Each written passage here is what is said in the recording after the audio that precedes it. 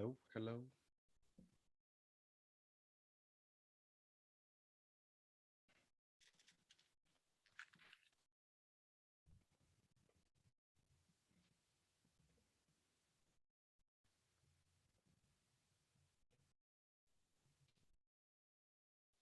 Is there a speech delay?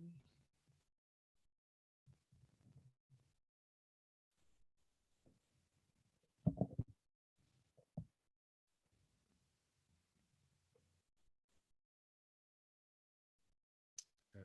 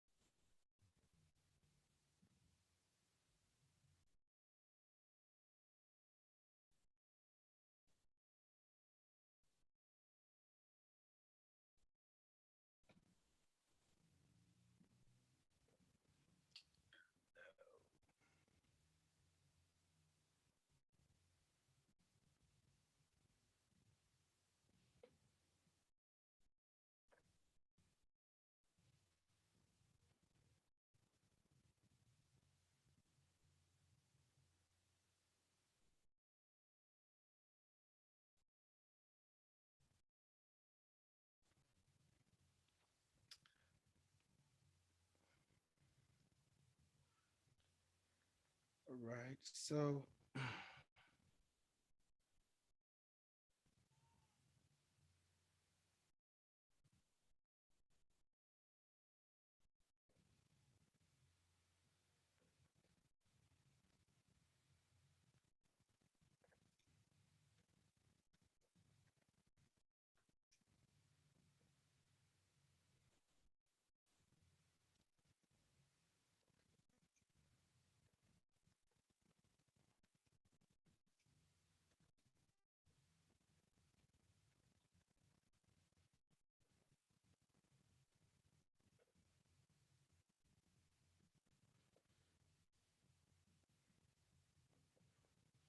hi, Valerie.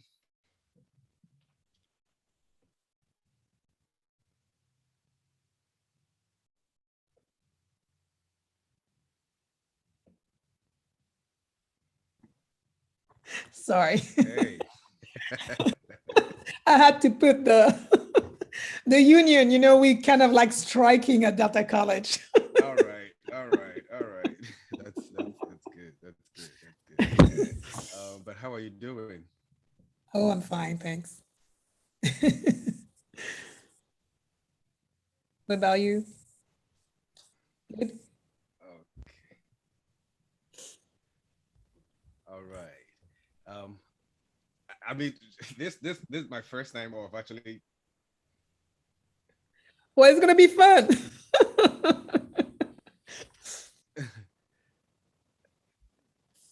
so yeah, this is the first time I'm actually doing a live thing, live Oh, it is thing. live? Yeah, it's live. It's live on YouTube as well. Wow. Um, Well, I didn't know that either.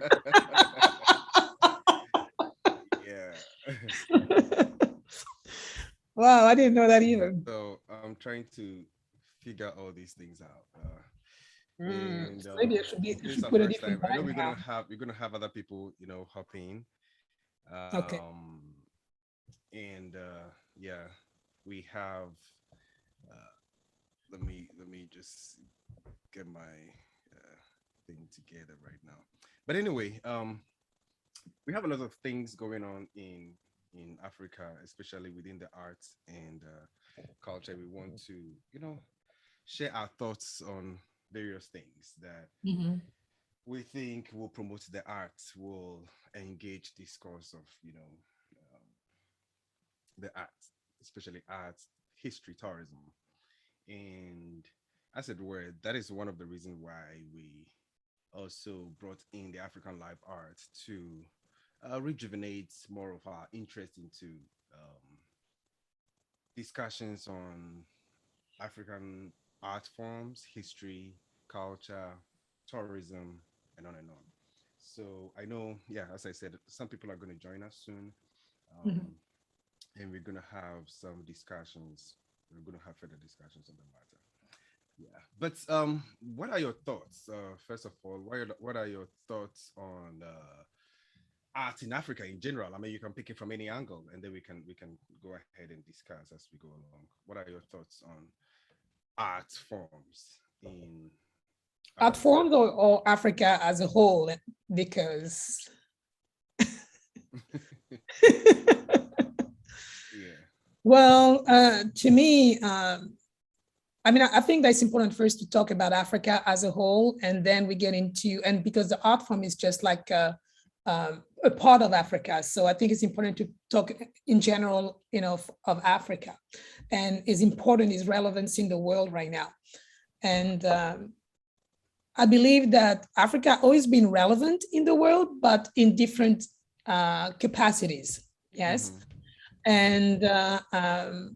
And right now, I think there's some increasingly different capacity that the world is looking at Africa. Yeah. And I'm not sure if you looked into, there is a new article that came out, I think maybe last month, Mm-hmm. and it was in Jeune Afrique, and they were talking about Africa as being the future of humanity. Wow. And or they're talking that the future of humanity will be less white and increasingly African.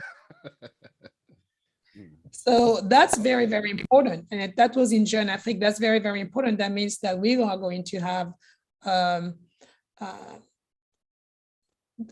our strength is increasing, because the reason why they were saying that is because the demographic is really getting bigger and bigger in Africa. Yeah. So because it's getting bigger, then that means that you will have more influence in the world. And of course, I mean, it depends whether, we need to develop, and education, work, training, and all that. But I think it's important to say that everybody is looking at us now. The Western world is looking at us. The demographic is getting so big that now you have China, who's now suddenly decided to have a different policy as far as having more, the people can have more than 3 children now, or at least 3 children. Before it was only one. Okay. Mm-hmm. So but I think that now they're looking at us, and we are in a position of strength. And how do we make ourselves, how do we position ourselves in a strong way? And maybe art is one of the ways. Art can be one of the ways. That's right. And it's been one of the ways. When you think about how we spread our culture in the Western world, we spread our culture in the Western world through the arts, through dance. All these dance companies that came from Africa, they were actually the ambassadors of Africa. They did it through culture. So that's one of the ways. All right. Okay. All right. Cool. So for Mustafa and Faisal, yeah, thank you for joining in. We more of an introduction. It was just a general question, and Miss G has not introduced herself properly yet. Sorry. So I mean, we will start the whole conversation officially. So my name is Ofriata. I prefer to be called Ofriata, and CEO of African Live Arts. What we do is just to connect Africa to the world. Simple. So today we have simple discussions on African art, how we can promote it the more. Concerns on tourism in Africa, concerns on African history as to whether it's been distorted in other worldviews or not, and all that. So many things that we're going to be talking about in just an hour. So can we introduce ourselves? Who may want to go first? Okay, I'm Varinia Sinu, and I teach at Delta College in California. But my dad is actually from Togo. I'm nice meeting you all, guys. And I'm also a dance instructor, of course. Oh yeah. And French instructor. Okay. Oh yeah. I remember that. Okay, Mustafa, can you go, please? Hello, can you hear me? Yeah, we can hear you. Loud and clear. Okay. Yeah, my name is Mustafa Brahima. I'm also a dance teacher or instructor. I'm currently working as an assistant professor of dance at Goucher College. All right, congratulations. Thank you. And before that, I worked at UNC Asheville as a visiting professor and director of programs. And before that, I worked at Case Western, and it keeps going on and on and on. But I was born and raised in Ghana. I got my bachelor's degree, BFA in dance in Ghana. Before I moved here, I've performed with a lot of professional dance companies in Ghana, including the world-renowned National Dance Company of Ghana. And now I live here in Baltimore. And I'm excited to join this conversation. All right. Thank you very much, Mustafa. Uh, Faisal. Yeah, can you introduce yourself, please? Yeah, hello everyone. So my name is Faisal. Can you hear me? Is it loud and clear? Okay. Yes. Mhm. Yeah, my name is Faisal and Faisal Mohammed. I'm also a Ghanaian. I'm currently a PhD student in the US, Ankara. So I'm doing my studies in heritage studies. So All currently, I right. have joined my seniors here. I also had I my didn't know that, training. Mustafa. I didn't know that. I didn't know that. You hid that from me. What? Oh, yes, I know. I'm sorry. I just landed in the States, so I'm quite Okay. fresh here. Oh, Oh, okay. Cool. I also had my training in the Department of Dance Studies, like my seniors, Mustafa and Oferiata. And then I did my master's in 4 European countries in dance anthropology, and All currently right. here in the field of heritage studies. So nice to meet you All all. right. Nice to meet you too. Okay, so we go to Benedicta. Can you just introduce and we give us an introduction and then we can start? Can you all hear me? Yeah, we can hear you. Okay. So my name is Benedict Jelisua. Um, I'm from Ghana. I'm Ghanaian, and I'm Ga. I I don't know the prerequisites since I joined late, but I have Oh, just an anything about yourself. Anything about anything yourself is fine. okay, Mhm. okay. Well, I also graduated last year with an MA in performance studies, and I got my training basically from Ghana Department of Dance Studies, and that has it has been a journey. I love to dance. I'm very passionate about dancing, and I enjoy every other thing, and I assume things to be performative in many ways. So Okay. this is me. All right. All right, great. And I like the artwork behind you.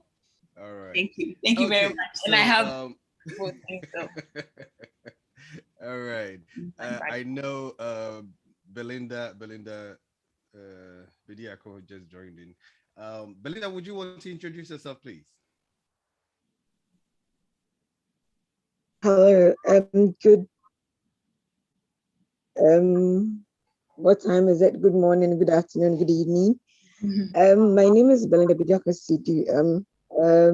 What do I have to say? Okay, so I'm a performing arts person. I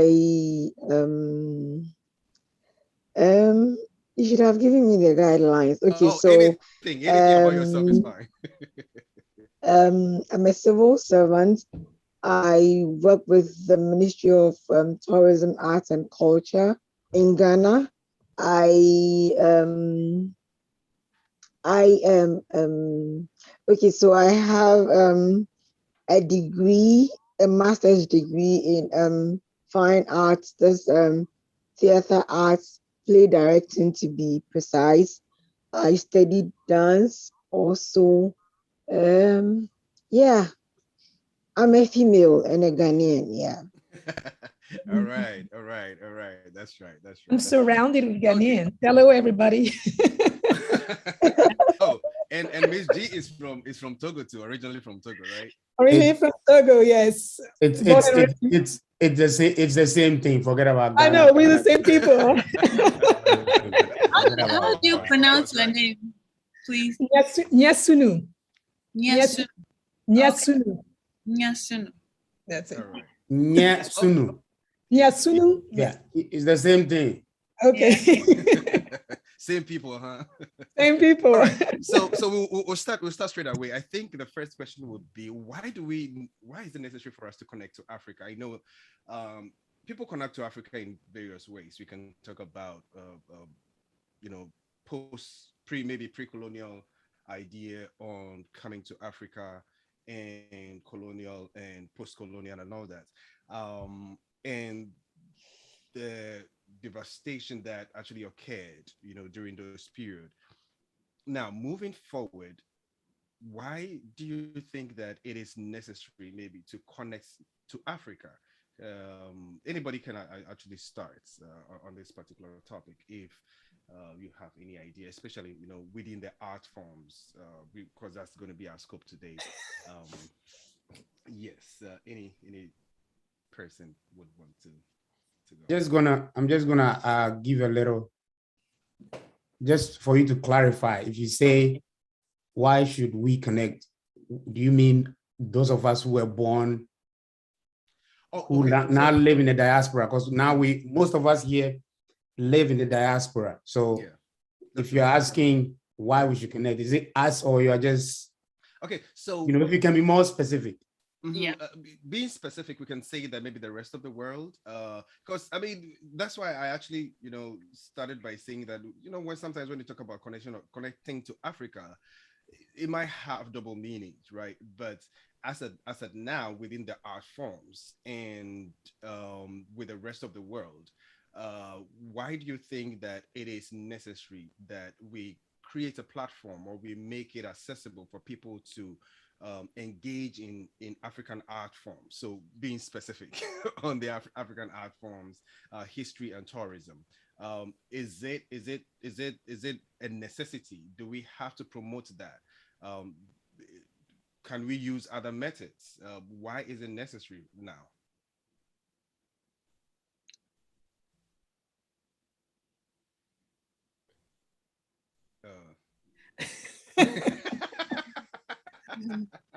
Well, I want to say something about, the arts. When you talk about the arts, really, Mhm. the art, African art's always been used by the Western world when you think about it. When you look at Picasso and all these people, they used our art, yes?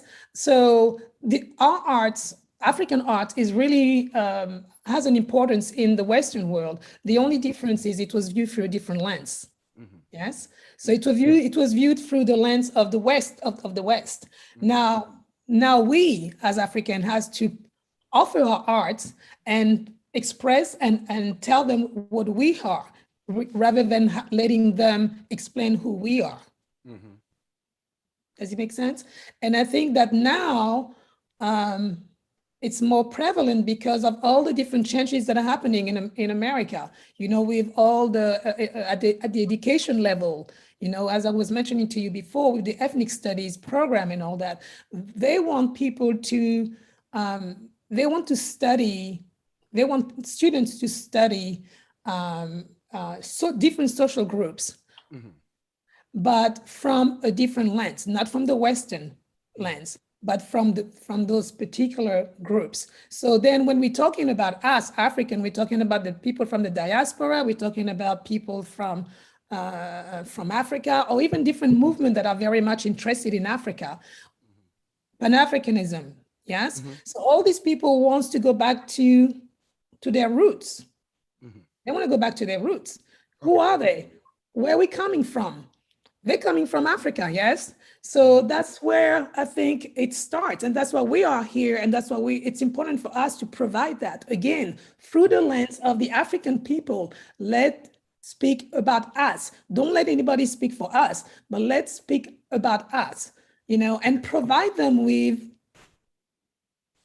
they will show, we'll be able to show them positive aspect of who we are, rather than all the negative that they've been talking about. Yeah. So that's why it's important. Sorry, I don't want to go ahead. All right, no problem. I think I saw Belinda's hand first, then we come to Mustafa. Yeah. You may have some thoughts on that. Yes. In addition to what she just said, there's this popular saying that when the hunters refuse to tell their story, it's being told differently.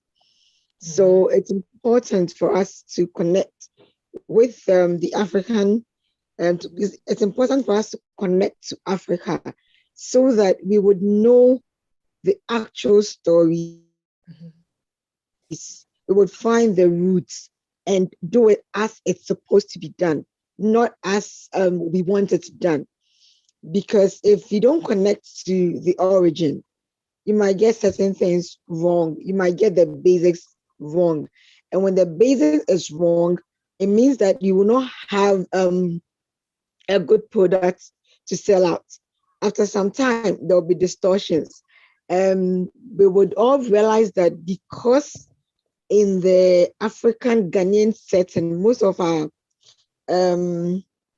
stories were oral and not written. There's been a bit of distortions about our history here and there. There's been a bit of distortions of certain African stories. Depending on where you are coming from, you get the right story. And depending on who you come into contact with, the story changes. Right. It's important for us to connect or come back to Africa because you need to move everybody along. You need to get everybody appreciating it so that you don't take the African story out there, whereas the Africans themselves do not appreciate what you are taking away. So you need that connection to be able to put everything in the right perspective and also to get it in the right origin. I mean, the original form it's supposed to be. You cannot teach or do the Pan-Lugo dance if you don't connect from time to time with the African continent or the Ghanaian society. Yeah. Okay. All right. I'll come to Mustafa. I think Mustafa's hand was up. Then I can bring up some follow-up questions here. Yeah. I was going to say that just to put Mama B's adage, the adage that she started with, that they say that the tale of hunting will always go in the favor of the hunter. Because, of course, nobody can take microphone and a video camera to the lions to interview them, to actually know what actually transpired between the lion or the lioness and the hunter. So, of course, there's the hunter that has big mouth like us. So it will always go in favor of the hunters. And also to address a little, give a little comment, just go off of Nyasunu's comment that about these ethnic studies that just transpired or that is being transpired in our in our educational system here in the United States. And you mentioned about Picasso and how our art is being used a lot in the West. It's the West are now trying to embrace the truth. Mm-hmm. They are now trying to sort of knowledge. Right, like, come to terms with equity. They are trying to now acknowledge. Mm-hmm. They are trying to let everybody understand that, we took it from here, but we have it here. But it actually belongs to these people. They are trying just last decade, to really address some of these things that they have erased them for so long, denying Africans their rights, taking African stuff, changing them, and claiming that it belongs to them, distorting the originators like Mama B, Belinda commented on. And so it's, and to finish with Ofori's, your question, I think we are in a process of exodus now. Now we are all in the process of exodus. We are all reclaiming, and the West are sort of supporting that yes, it belongs to them. Let's reclaim. Now they are inviting us to the table. They are calling us to talk about stuff in the school. A lot of my West colleagues in school don't feel comfortable talking about certain issues in class anymore, which wasn't like that before. So I think it's a moment of truth now, and there's reclaiming, and there's a huge exodus. So hopefully there is hope. Hopefully what I'm saying is true, because that's what I see. So hopefully that's what it is. All right. So quick things from what we already discussed. Does it mean that, or does this presuppose that the conversation or the narrative has changed? I don't know whether Benedict or Faisal, you want to chip in with this. Has the narrative changed, and how good or bad has it been as of now, the African narrative? So from what I would say, the narrative keep reforming itself. Mm-hmm.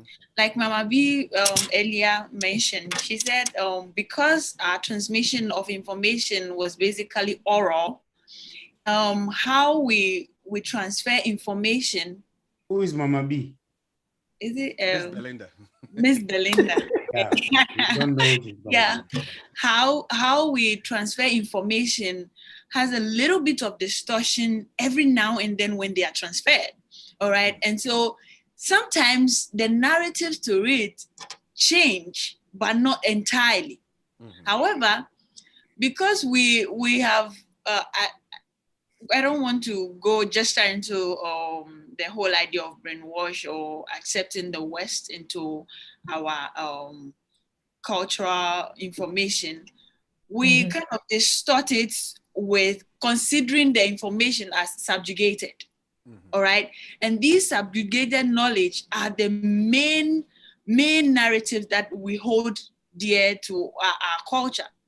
And I think to some extent, it reforms itself through the whole idea of being a subjugated knowledge. And now, we are adding a know-how to it, or trying to put it side by side Western ideologies to make it look acceptable or presentable. And that is what influences the reformation of our narratives. But I think that we as people of the soil, or who hold these stories, or elderly people who hold these ideas and cultural backgrounds, can tell it the best, even with a little bit of reform.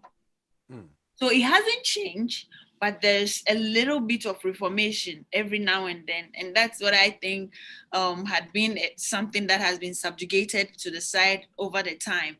But like you said, if we are reconnecting, then we need to go back exactly to where it came from and understand for ourselves. Because we, as subjects who are yet to telling our stories, have a little bit of distortion, if not everything. So I think the narratives keep reforming itself, even though it still has the roots there. We still have some bit of influence every now and then. All right. Before I come to Faisal, what do you say a bit of distortion? Who is the maybe for the right, carrier of right the word, information? who is the cause of the distortion? Who Is it, do you see it as evolution, as, you know, like one story you can talk about, for example, Anansi's story, in among the accounts they might use the spider Anansi as the main character. Maybe you go to the Dagbon area, in the northern parts, they might use the Cow, monkey, you know. um uh, are you talking about such distortion, I mean such change in narrative, or you, or what specifically, when you say distortion, what specifically are you referring to? Um, so I'm referring to the whole idea of transferring knowledge Mhm. From who to who? because, say again, From who to who? from people who hold the knowledge Okay. considered as subjugated. Mm-hmm. All right, the way it is transferred, and like I said earlier, because it's oral, Mm-hmm. you know, we have something like a fast when stories change over the time. If an incident happened right now, that oh, there was an accident, and then someone just bumped into someone, the story would develop over time, Mm-hmm. where to some extent you will not be able to pick up the nitty-gritties of exactly what transpired. Okay. And so, not necessarily about subjects in the cultural perspective or the carrying out of those information, but like I said, those nitty-gritties that Okay. Yeah. changes over time. I know that, of course, for the scenario that you just brought in, for example, we have an incident and then people are, you know, bringing stories from different places. Don't you think that when we connect all these different stories, we can have more like a holistic idea of what the original story is? You know, just like the story of the elephants and the blind man who touch different parts of the elephant, and somebody thought that, oh, the elephant is like a rope. Somebody said the elephant is like a building. Somebody said, but when you put all these different concepts together, you get a holistic idea. Anyway, let's go on. I saw Miss Valerie's hand first. If you have any Oh, comments on that before we move on to okay. I just lowered my hand, but anyway, what I was going to say, but that's okay. That's fine. And hopefully it's in the same. It goes in the sense as Yeah. Miss just talked about. Basically, when the stories get distorted, how do they get distorted, and how is it? It's also how it is conveyed. Yes.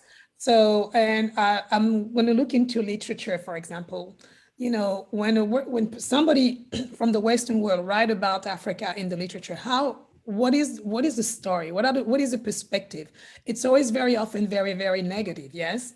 So I remember a write-up from Chinua Achebe a long time ago, referring to a book called The Heart of Darkness by a comrade. So now look at this, yes? So that book is supposed to be one of the greatest books in England, also in America. And this is a book that is actually given to every student in America. I mean, not every student, but you know, it is considered as a great book, yes? So many students read that book. But after reading that book, what is the perspective they have of African people? This is so terrible, you know? And if the instructor is not well, doesn't know how to do his job well, yes, the student leave reading that book, thinking that the African are this, very negative. And I'm not going to be and telling you all about this book because it's really horrible, yeah?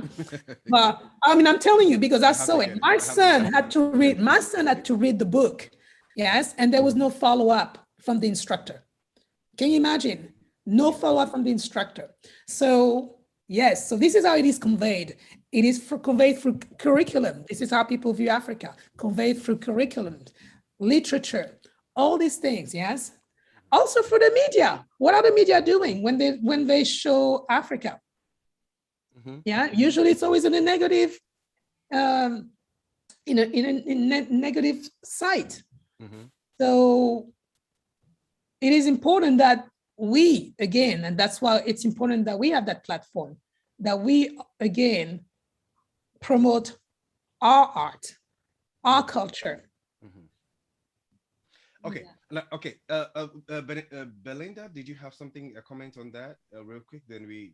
Yes, my thoughts that the distortion started within and when it was also going out, because there are stories that we still do not know what really transpired, because the um the transfer, it's of different understanding. Truly, we don't know what happened to Okonfa-Noche. The Okonfa-Noche story, the Yasantua story, the Akusika story, and a lot of other issues. I mean, other stories. There's been a bit of distortions here and there. And then when it's also being reported, there are some stories we are very clear in our minds what it is, or maybe some art forms. We are very clear what it is. We know how it is. But like it was just said, when it's being reported by the Western, the story painted is different, and we sit aloof and do nothing about it. With that particular one, especially with the Yasantua and the Confanoche and all those things, don't you think? And of course, this goes to everybody who may want to chip in. Don't you think that in some sense, we have sacred materials, and giving out those sacred materials are more or less an abomination to a particular ethnic group, and so that is why those information can come out, because of course we have in terms that your secret is your power, right? And for that matter, uh, uh we did a little bit of Okonfa-Noche story undergrad, those times, and it's believed that people who even went to hide a stool were told not to speak about it, right? We're told to keep quiet about it. So, and we also understand that within the African traditions we have very sacred stories that are not supposed to go out, even from among custodians of those information. And so it grows to a extent where people, it's more of hearsay. People just chip in the information, or try to guess what might have happened, and so the original story is just still kept by the people, because maybe your secret is your power. I don't know. I saw Mustafa's hand up.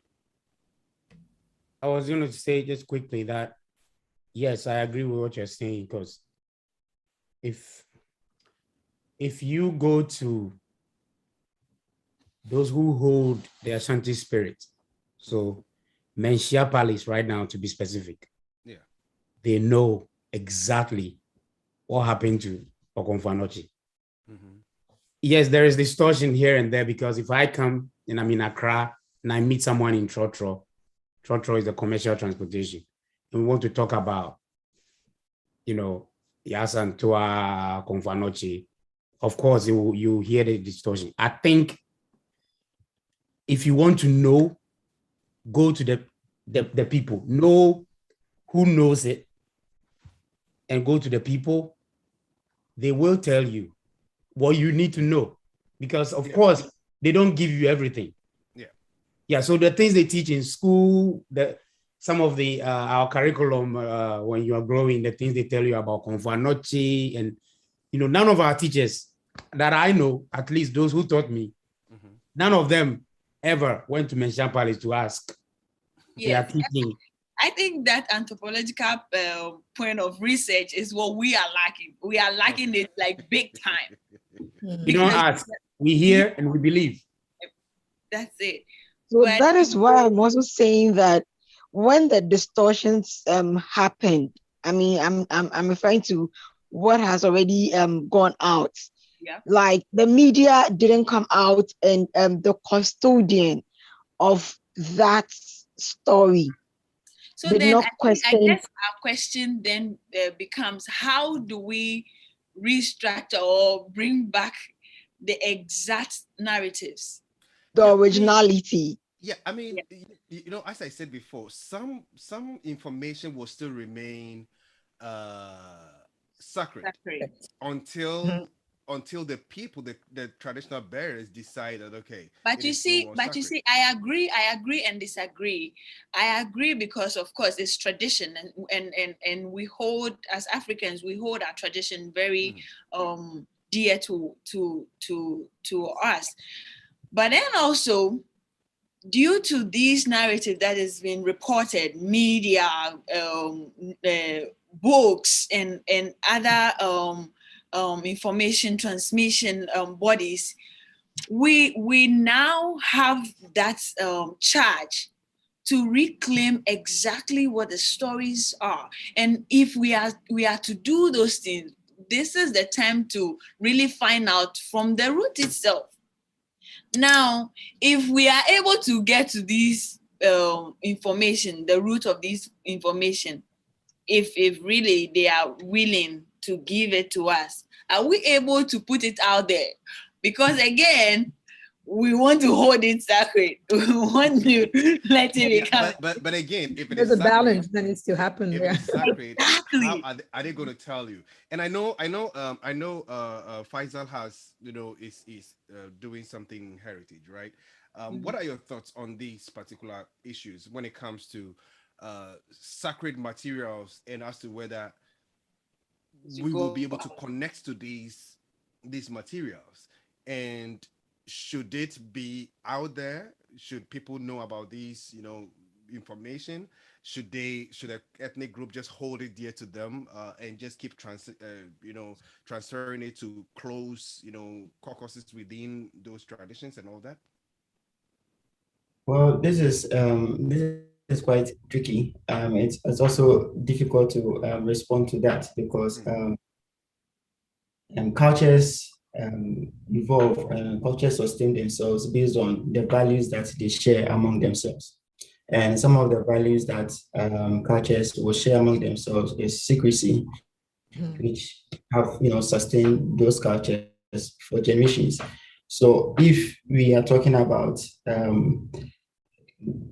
giving out what has sustained their existence, then it's also a way of saying that we are trying our best in the sense of we, as in those seeking, are trying their best to heal a culture. So it's a very difficult thing I to say. see.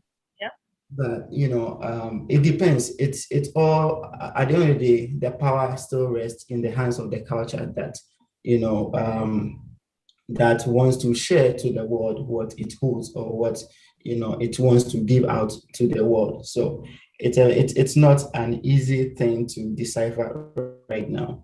I just want to backtrack a little bit here No problem. about your question on has it changed? Has the narrative changed? And yeah,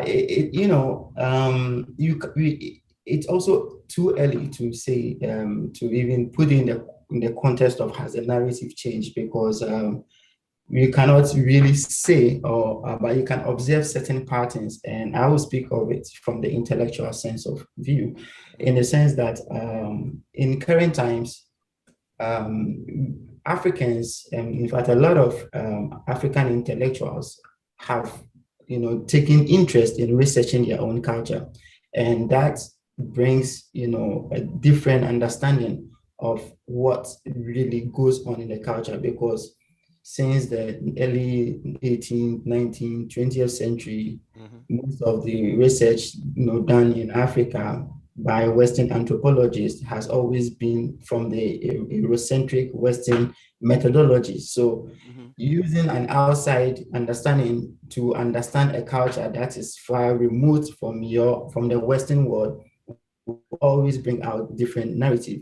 But currently the patterns, are changing. So I would say that the narrative about Africa, we are in a knowledge economy in the sense that the world is very much exposed in terms of digital wise, in terms of intellectualism. A lot of people are becoming very much aware of their environment, what they see, how the world communicates, interact with each other. So it is not a one-sided, narrative. Now you can sit here in America and observe what is going on in Ghana. So you know what exactly is happening on the ground. and the knowledge that are coming out, is very much not one-sided. So I can comfortably say here that the narrative hasn't changed, but there is a very healthy interaction, in the sense that now we have Western methodologies, in interaction with African methodologies that are bringing different understanding to, these continents. And we are able to understand what exactly, for example, when we take African dance, we don't understand African dance from the perspective of Laban notation. You understand? We can understand African dance from the perspective of African methodologies that make us understand the essence of doing ajubo, or the importance of doing power, or the understanding of Bawa itself. So the narratives are it's an ongoing phenomenon. It hasn't changed, or it's still, I wouldn't say it hasn't changed or it's still the same, but it's evolving side by side. Yeah. Thank you. Yes. So going back to whether it has changed or not, of course, we can keep, bringing thoughts on those aspects. But to what extent, especially for those of you who think that it has changed, what extent do you think that the change has happened? Is it the essence of it, or is it just the narrative? Because, for example, if going back to the Anansi story, if it is Anansi who is, let's say, mischievous in a particular story, and now moving on to another tradition, it is the monkey, has the essence changed? In that story, or it is just, we can say that it's just, peculiar to different people. People, look at it per their, per nature around them. They create stories, to share, and of course, which is also different from the very sacred, information that we are talking about, which, of course, we might not get full information of, right, and all that. So which is which in that angle? Okay, let me just come in here. Sorry for anybody who wants to comment. I just want to understand, when you talk about narrative, are you talking about narrative that give us a certain understanding of the outlook of Africa, or are you talking about narrative in the sense of stories that, the local stories in Africa? Okay, narrative or specific information, right? Stories of, as you use the Bawa and all that. And of course, information is within the body, right? So even when the body is being articulated within a dance performance, it expels with the music, the costume, the body movements, the music, the songs, and everything. More of a holistic, thing. Has anything changed with that? And if so, I'm thinking of, evolution, or maybe we say that a culture that is static might even die. So the cultures evolve, Be right? dynamic. And so, is the evolution or changing a bad thing, or what what do we need to just leave it the way it is in those contexts? This is also tricky. Yeah, because you come back. I know that I've had various conversations with some African. Obrata, the point is, there are some people that are very much, how do I say, very much interested in sustaining the, so to Very speak, conservative, right? but yeah, conservative. But for me, I always feel uncomfortable with the term original, because as culture and as heritage, or as culture and as human beings live, they evolve, they die. There are new ones that grows, that also learns. So if there's transmission of culture, there is a dynamism to it, and even now in our contemporary world, our parents were never used to Instagram, but we are in the world of Instagram. So if there's that goes on, you could see the changing patterns. You understand? So for me, I don't really subscribe to the idea of original original. But I would say that we should leave, we should, of course, invest our time to understanding the history, the culture, all right, what it is. And of course, we have mediums through which we can understand them. We have our Faisal, I don't want to catch you, but how do we understand the now if we yes, don't know what used to be? yes, I'm coming to that. Of course, there are various aspects of understanding. In like Mustafa used the Menchia Palace as an example. If we want to understand the history or the culture of, let's say, Adwa dance, all right, we have custodians, and Menchia Palace would be a point of inquiry to go talk to the custodians, the knowledge that they bring out. Let us sit with that knowledge and then compare it to the modern trends of Adwa, because Adwa is also done by people who are outside the palace. How do they understand it? How do we combine these two things? We cannot just say that, okay, the Adwa in the palace is the original, the Adwa outside the palace is not Adwa. No, we cannot say that, because there's also an understanding of Adwa outside the palace and inside the palace. You understand? So then it's a way of bridging these knowledge forms. Then we move on from there. This is my understanding. It is not just throwing one outside and then sticking to the other. It's a way of it's a matter of merging the two. Yeah. Right. I do believe okay, you do need to have custodians of traditions, and that's very, very important. But this doesn't preclude you having another space for other things that evolves. And yes, there is a balance, and there is a way where you can put it together or separate them, but it is what it is, and also this is what it is to be an artist and being free, in your artistry, which means that you don't necessarily stick to the tradition, or you might take something but evolve it to something else. So I think, that is where the point where the US have gotten to when trying to acknowledge the whole idea of, okay, this is the culture of these people, and this is how far we have brought it. But actually, we need to merge our understanding to this. Then we can have a holistic representation or presentation of the culture or the narrative itself. And, okay. Yeah.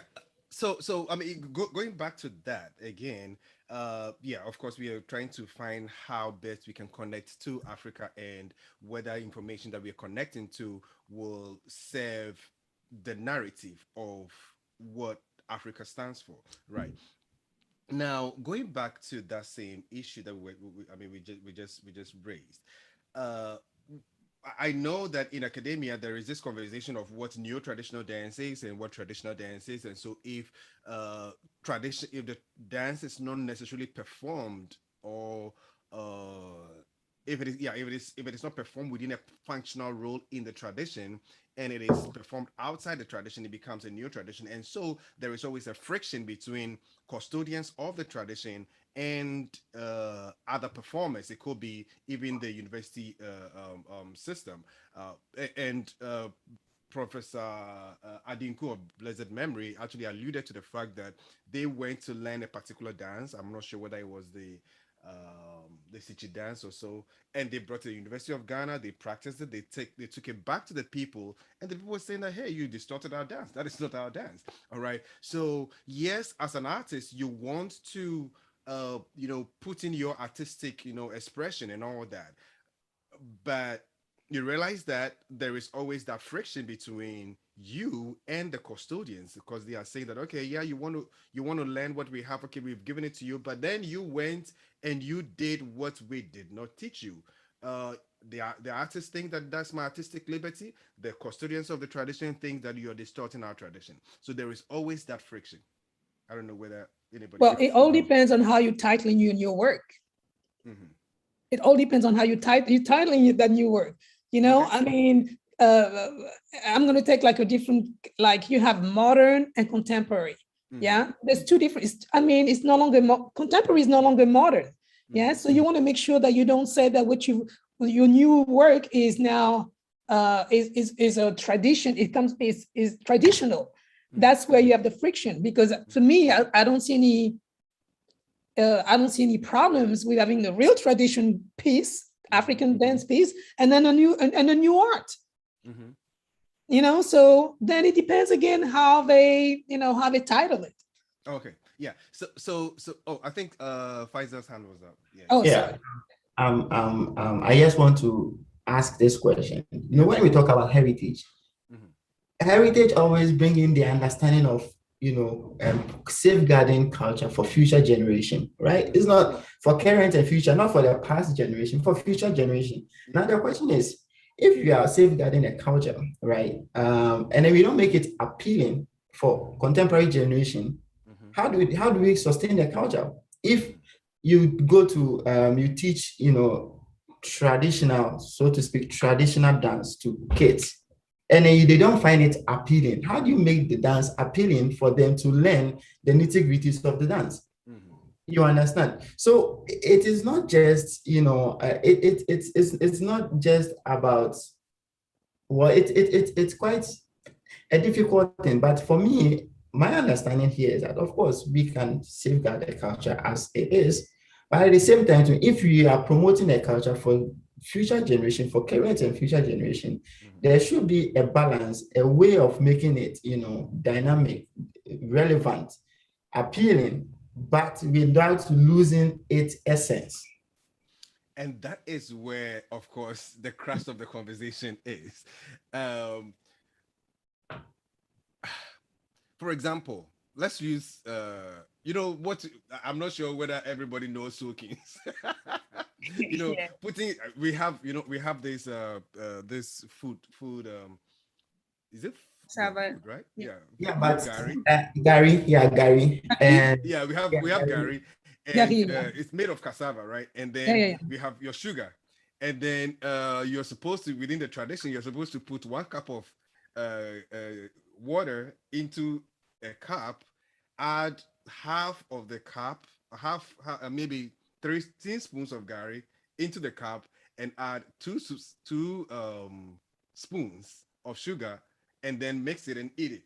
Now, how does it become the same thing when you add 5 cups of water and 1 spoon of sugar and mix it and take it?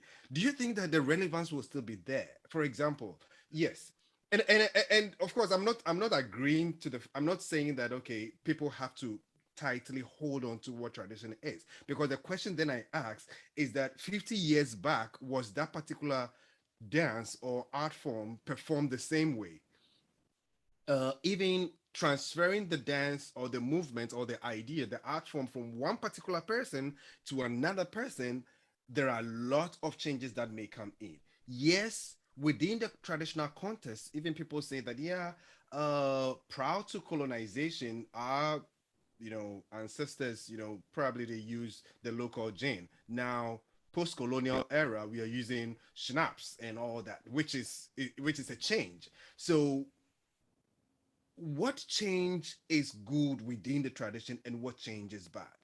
When you move contemporary academics will say that uh, when you move a dance to the dance studio at a University of Ghana, for instance, it loses to become traditional. It becomes a new traditional system.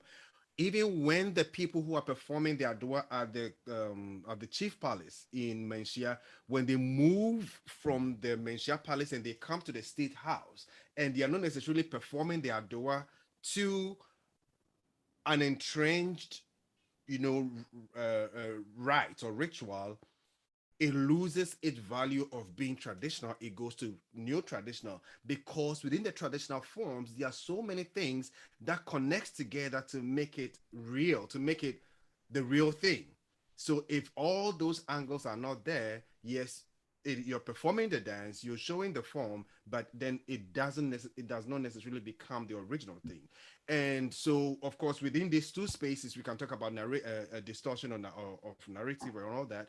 And of course, what Faisal also said, that how can you teach the original thing to a kid who you're trying to, make the dance form interesting to him? So it looks as if it's just a little bit challenging trying to figure out, um, as contemporary people or as dance practitioners, how to keep the narrative as it is, because even 50 years back it wasn't the same, 100 years back it wasn't the same, and of course 20 years to come it won't be the same, 50 years to come it won't be the same. So that is where we say, okay, yeah, we are issues with what do we say, originality or even authenticity.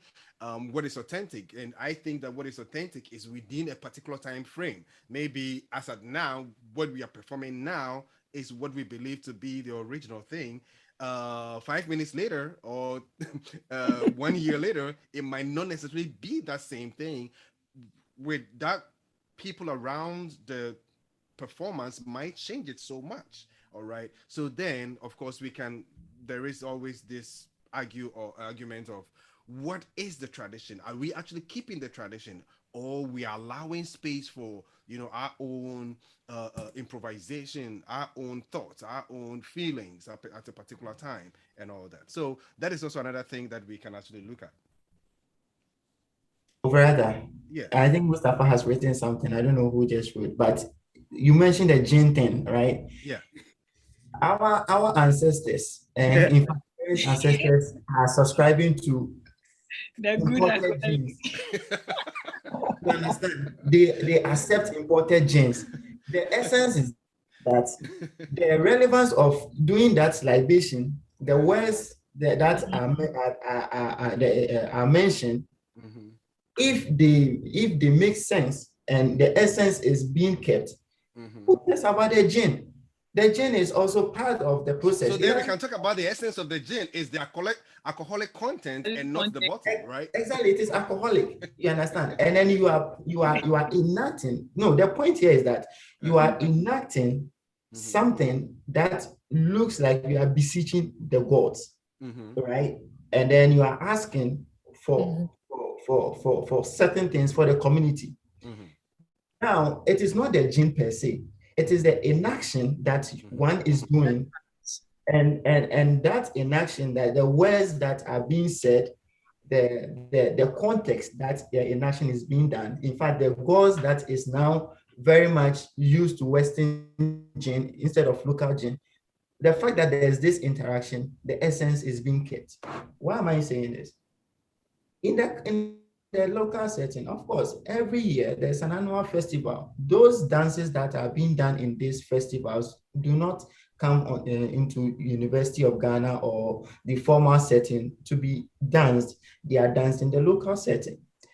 What do we say about them? Are they traditional or they are new traditional? You see, these are all just juggling with concepts. If you bring Adwa dance again, and I will use Adwa or any other traditional dance from the community and brought to a staged context, of course, it changes there's a change in environment, there's a change in context, there's arrangement to it, there's a bit of choreography to it. In fact, bringing in lighting and costume and giving it a date and, writing a program and even telling a story about it. These are all changes that, the art form goes through.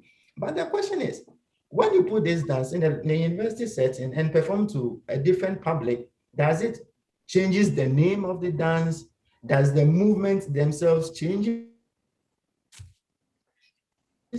Of course, there will be a little tweak here and there, but the essence of the dance is still there, because we know that in Adwa you have to the essence of the dance. But the purpose and functionality of the dance is no longer when you play in the studio.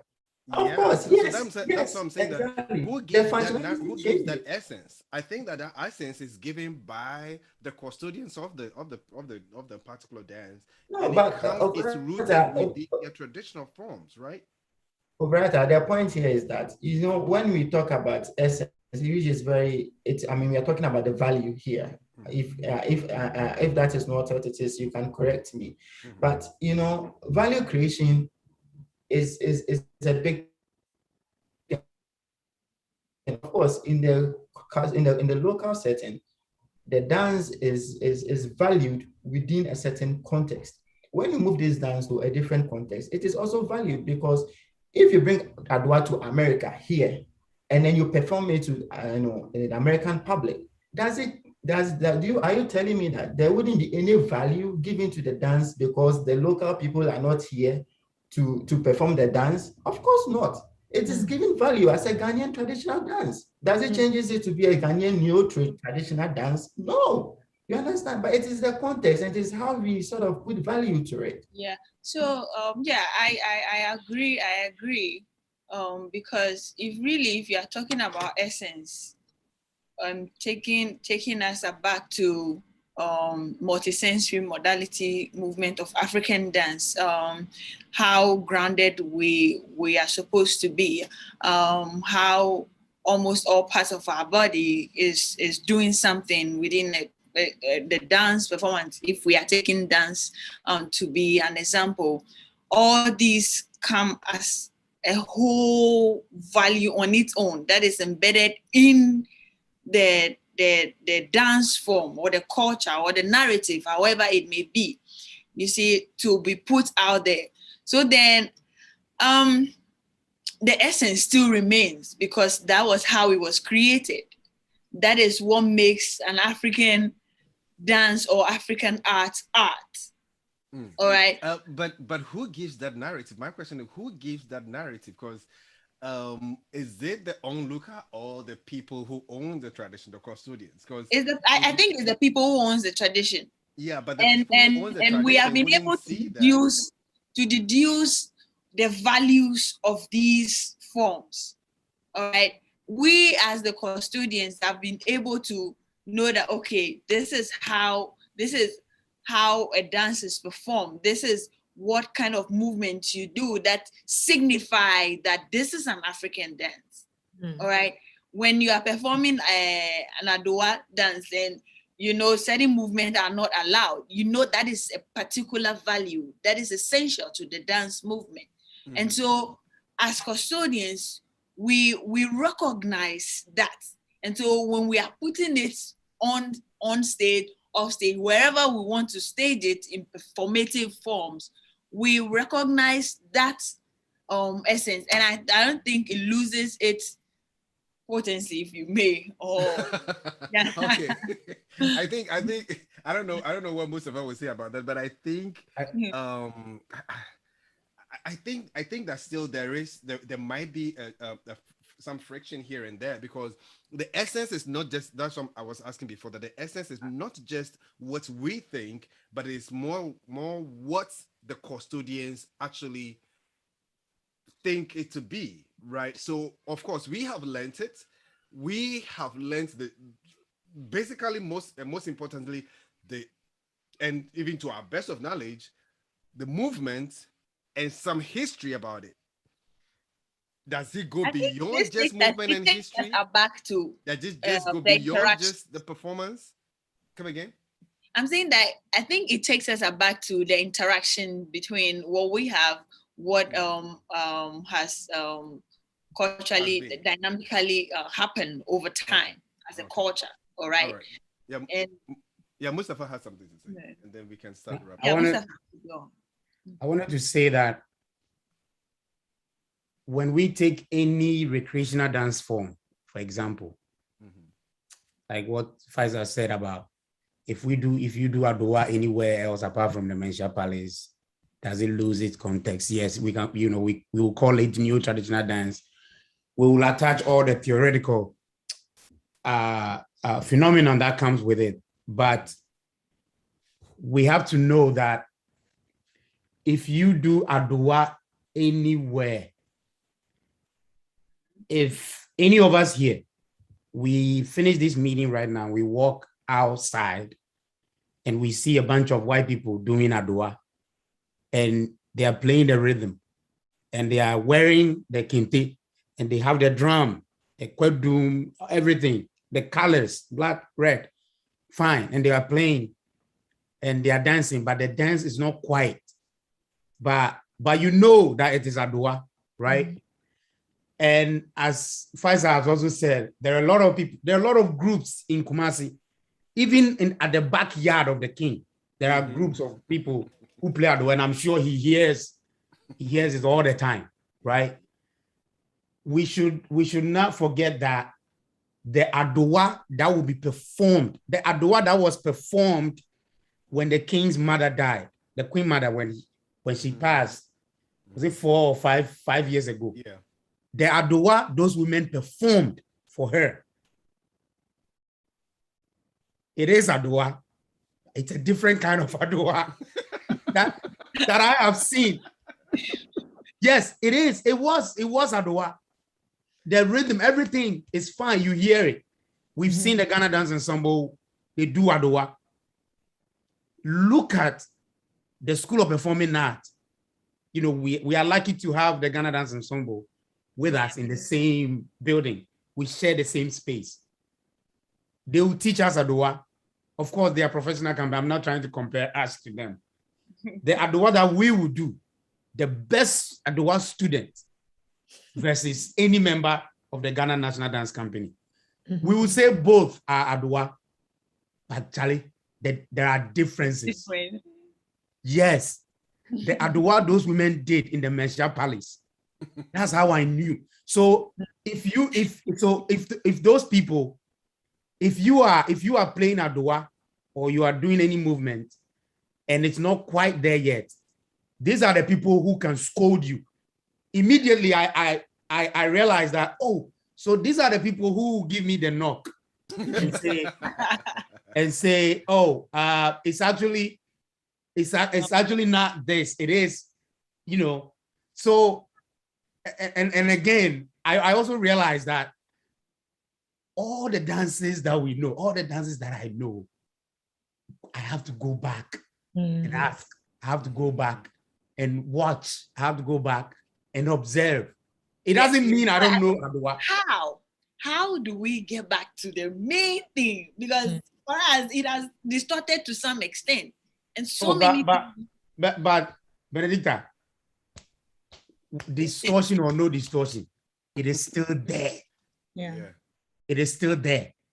Anytime you visit Ghana, if there's a funeral,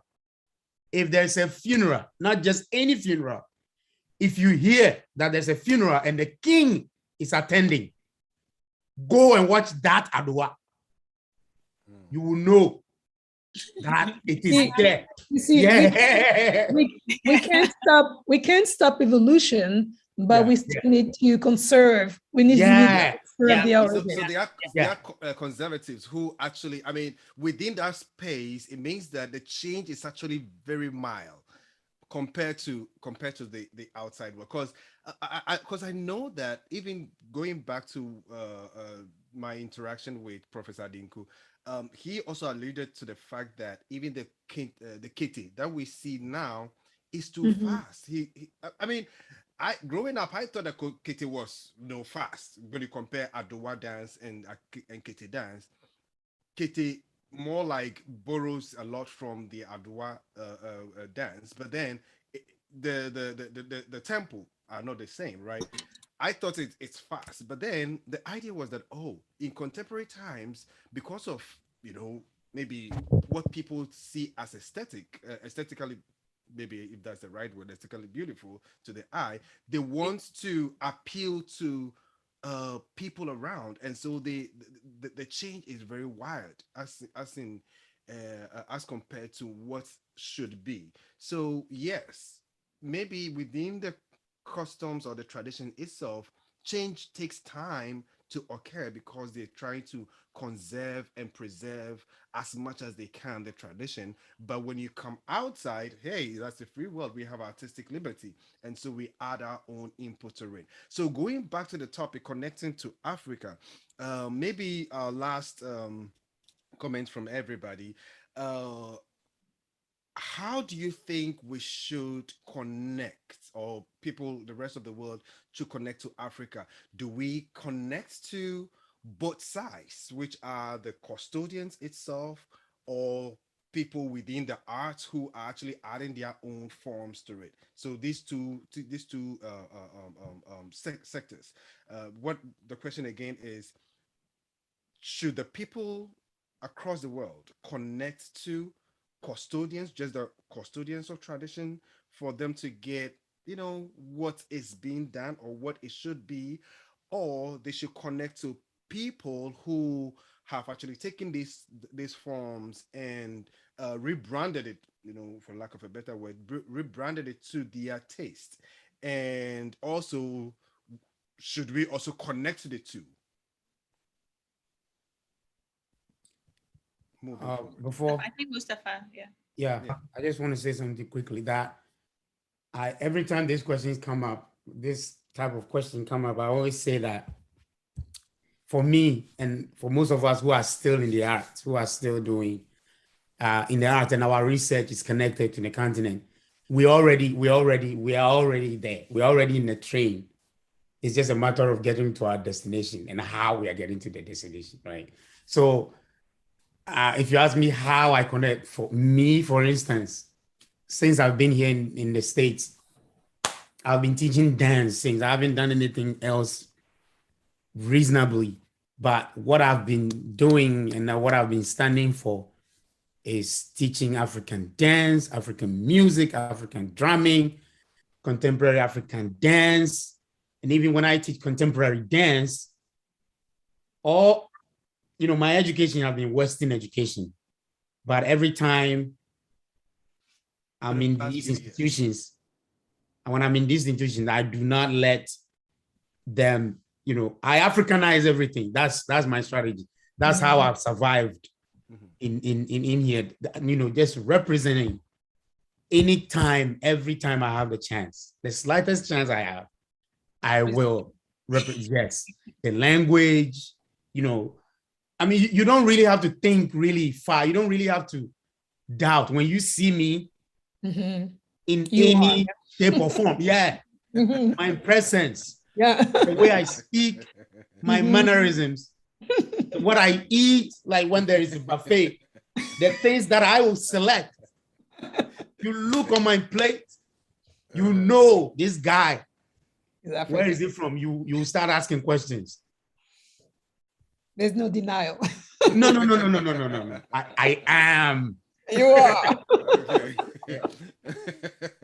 All right. Yeah, Somebody of course, it begs the question of who an African is, but that will be a conversation for another time. So again, going back to the question, Mustafa has brought his input.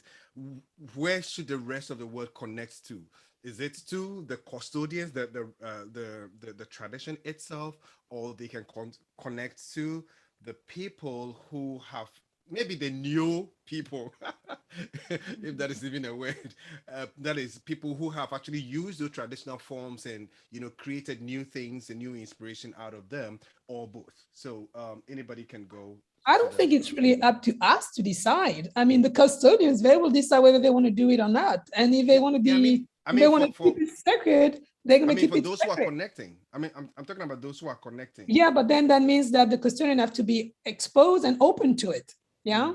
So it's not only one side, it has to be both sides, and at the end of the day, it's the platform, African Live Art, whoever wants to be involved and promote the African art, that's what we're going to be doing. Yeah. But otherwise, I don't know if the custodian wants, and they don't have to do it. I also think that, just like Mustafa mentioned earlier, we have a charge to really sell it out, that this is how it is, or this is how it is done. This is my language. I stand as an African. I speak African language, and wherever I go, I need to let it out and not be overwhelmed by any other Western ideas that will overshadow that. And so I think we have that charge to put it out there, positive image of us, and whatever we hear or see, anything that is not in the right direction or a wrong image of us, then we have that charge to correct it or put it out there for those people to know and recognize that, this is it. This is the actual thing, and not what they are thinking about. Let me add to Benedict is that wherever I've been, wherever I've worked, every institution that I've worked in, all my students who have passed through me and my colleagues and any person I have to deal with, I have educated them big time about the continent. It has been my agenda to dispel stereotypes, because when I came here, the kind of question people will ask, just So my semester is about to start next week. So the first thing when I go to class, I will ask my students, when you hear African, what comes into your mind? And then quickly I'll start asking questions.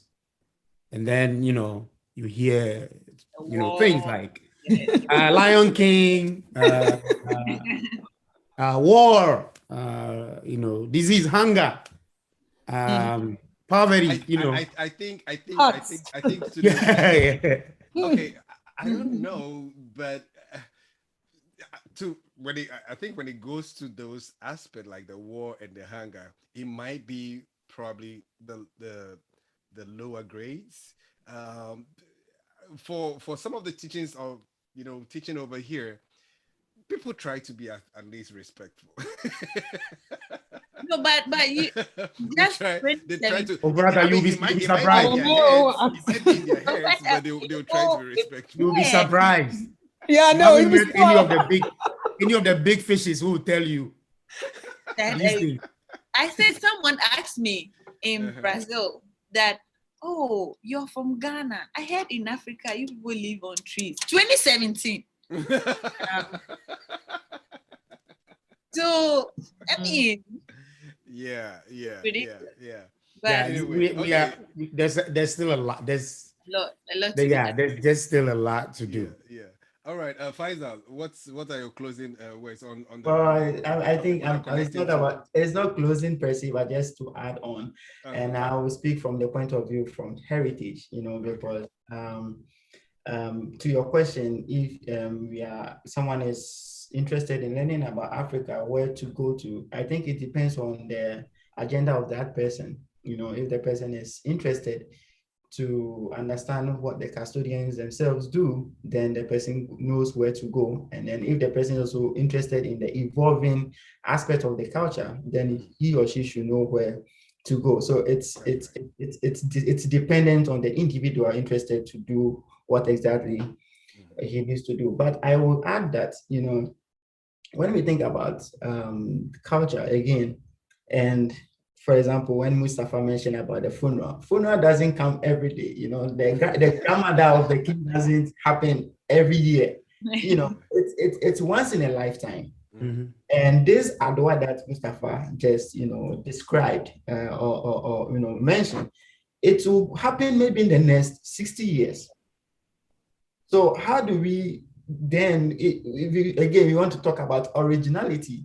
60 years time, a lot of things would have evolved, but you cannot go back again. Man, the point here is that we have people who also see the dance movement and try to do it every day in their funeral settings, because at the backyard of the palace, every Saturday is a funeral day, So of course, you will see the evolving aspect of the culture every Saturday. And then you can compare and then see how culture evolved, how it is being done in its sort of, functional setting, because the dance that was done there actually speaks to its functionality of how a funeral dance should be done. So if someone is interested in that aspect, the person is very much, lucky to capture that. If not, then the person may have to go to the evolving aspect, those amateur groups who are really doing good, in sustaining and safeguarding the culture, because we shouldn't underestimate their, relevance in Ghana. You don't find it in other countries, but in Ghana, we actually have them, and they are let's say the mobile custodians of the culture, and their presence is very much important. So yes, anybody who is interested in Africa should, even my point of view, go to the custodians and also those who are evolving the art form. Okay, and then with that said, we are saying that African Life Arts, we connect Africa to the world. So anybody who wants instruction in terms of history, culture, art forms, traditions, can connect with www.africanlifearts.com. Yeah, Mustafa has something. Faisal said he agreed. He sent me a private chat that he will teach us our movement before we leave. All So right. I am looking forward. Don't end it. I'm looking forward to it. All At right. least, Okay. So then, the least he can do is demonstrate. So then you are going to do that. You're going to do play the drum, and then. Oh, no, he'll do it himself. He will demonstrate. I'll play the bell. Yeah. Mustafa. Is it the Bauer? Yeah, the Bauer dance is one of Overata, before we athletic finish, dances. I heard when I was in my African Studies program at Ohio Yeah. University, Mhm. I heard that I learned, and I read this book. I don't remember, but it has to do with the first European who came to Africa. Why Africa? How people started talking about the world started talking about Africa, Mhm. and his name is John Locke. Okay. John Locke. Mhm. John Locke, a British man, he came to the continent of Africa, and when he returned, he wrote about Africans and went to tell his people about Africa, and the way he described Africans, that he saw people, but they didn't have heads. Their heads are in their neck, and it's and they are all dark. They look like people because they can speak, but they are not quite a people. So he got everybody excited and curious to know about who these people are. And so everybody's like, oh, I want to see these people. They will come and then they will see that no, they are not what the guy actually described as. So yes, the guy, he tarnished our image, yes, but he also told everybody. Curiosity. Yes, he also got everybody curious to Sparkles. come and know the truth. African. So I think whatever we hear, whatever story we hear moving forward, and this has been my conviction for a very long time. Whatever story I hear, the first time I hear it, I assume I'm hearing it from John Locke. So I have to go and see for myself if these people are indeed headless. Yeah, that's right. Yeah, so I just want to put that out there. All right. Yeah. So if you really want to see whether Africans are headless, that's Find out from African Arts Lives. yeah. Find out from through African Live Arts, and we'll connect you. So thank you very much, everybody. Any last words or anything? If nothing, any last words? Anything to sign up with? Faisal, the dance. I seem to be very keen on the dance. I'm really gonna play the bell. So it was really. I was actually talking about what is it, the dance, the Bawa dance, right? So the Bawa dance. I mean, correct me if I'm wrong. It's a very athletic dance from the northern part of Ghana. Which people is it? My people, Dagati people. Dagati. Okay, yeah, from the Dagati people. But wait, Mustafa, Bawa is done both in Upper East and Upper West. Right? No, Upper West, just Upper West. Upper West. Oh, okay, yeah, and it's Bewa. Very. Let them come. Very, very. With a xylophone. Yeah, with xylophone. Yeah, very, very athletic. Mustafa, give us the rhythm. Okay, so kitenta, kidegententa. Yeah, you know. Yeah. Tikoko.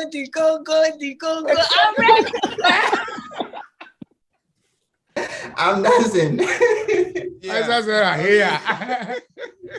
Yeah, anybody who goes to University of Ghana School of Performing Arts, you will know University of, School of Performing Arts Dance Department. You will know if you did dance at least to level 300. You will know.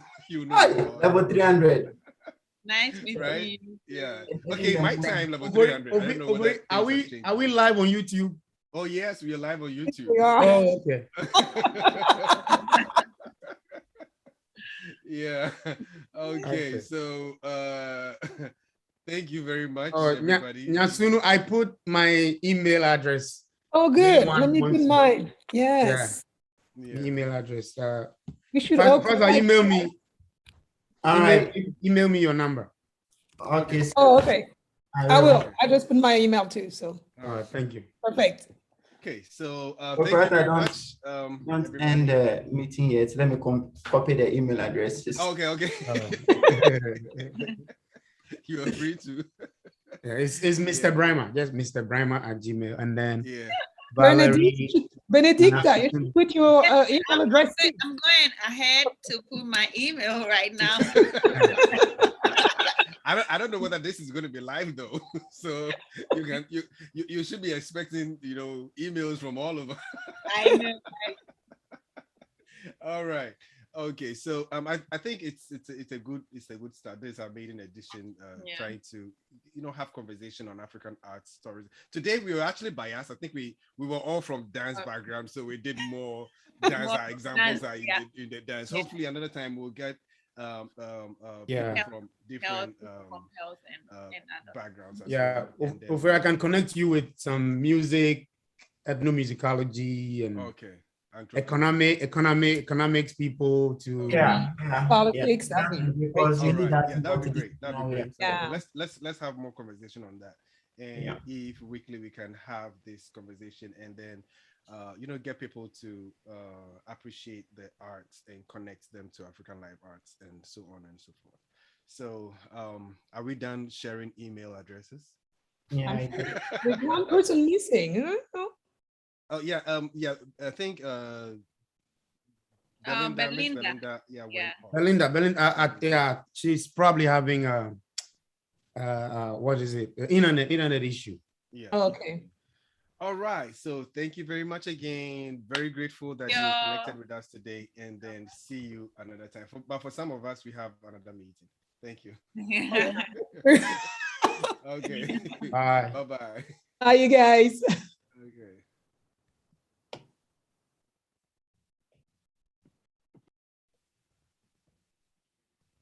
Yeah.